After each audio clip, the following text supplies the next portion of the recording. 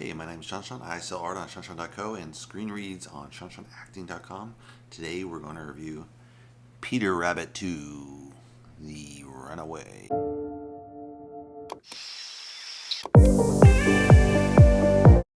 So this is a cute film by Will Gluck. It's an hour and 33 minutes, so right at that sweet spot, an hour and a half I like for films. Actors are Rose Byrne as Bea, kind of the caretaker of the rabbits. Domhall Gleeson plays Mr. Thomas McGregor, the guy with the garden who hated the rabbits. Now he's getting together with Byrne for marriage. James Cordon plays the voice of Peter Rabbit. Lennie James plays the voice of Barnabas, this kind of evil city rabbit. David Oyelowo plays Nigel Basil-Jones, the publisher. So Bea and Thomas, from the first film, there was a lot of chaos. They were fighting like cats and dogs, and then they get together and decide to get married in the second film. And at the same time, Peter Rabbit's not really sure about this marriage, where he's going to stand, if they have real kids, are they going to be pushed out? So I guess they're setting this up for a third film, possibly. And Bea gets the offer from a publisher, Nigel, to really blow up her books. She's been hand making the books, and he's like, no, I'm going to make it professional. We'll sell millions of copies, it's all yours. And then the more she gets into it, the more her ideas get watered down through the process of book publishing and filmmaking and putting the rabbits in space and all kind of crazy ideas that make no sense for the original idea. So that's kind of a fun twist for the adults. At the same time, Peter Rabbit kind of strays away in the city. He runs into this big city rabbit, and he's like, hey man, you want to join our gang? Doing a major heist at the farmer's market. So that's a really fun kind of play on the farmer's market. Everyone knows the farmer's market, and then this is kind of the rabbits versus the farmer's market. How they're going to swindle all these guys from all their vegetables and fruits and everything. So that's kind of a fun twist for little kids. So it has a very cute storyline, I would say. Everything works together, comes together pretty well. No flaws. Overall, it's a good story. Nothing showstopper. I think if it had a little bit more darker elements. If you've ever seen any classic Disney films, there's usually a really dark element to it. Like in Bambi, the mother dies, and it's just horrible stuff, right? Happens to these characters, or they show kind of racism through like the birds, like black crows and stuff. And you're like, what is this, right? In Disney films, they're traditionally, back in the 60s, 50s, 30s, there was really this dark side to the element. They kind of like, whoa, what are they really talking about here, right? And so this, I think, they talk a little bit about the dark side of publishing, working with an agent versus self-publishing. But, it doesn't get too dark. They also have a fun twist with the pet place inside of the city that sells pets. They actually kidnap animals off the streets and then sell them as pets.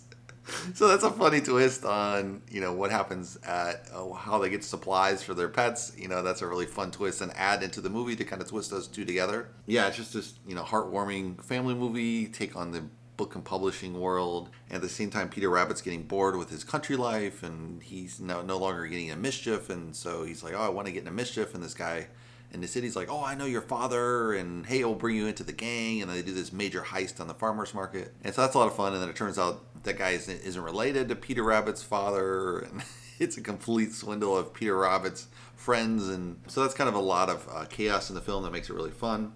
The question I want to ask is, how's the guy that destroyed planets in Star Wars with the Star Killer running as Mr. Thomas McGregor? How dare they? Actually, it's interesting to see him in that plot, but you just can't get that image of like when he says, nuke all the planets. I mean, he did such a great role in Star Wars. You're like, that's all I see when I see him. I'm like, dude, this guy kills planets, man. But yeah, it's kind of a nice twist, I think, for that actor to kind of play the softer role. If kids haven't seen Star Wars, they might know him as Peter Rabbit, and then they see Star Wars like, no!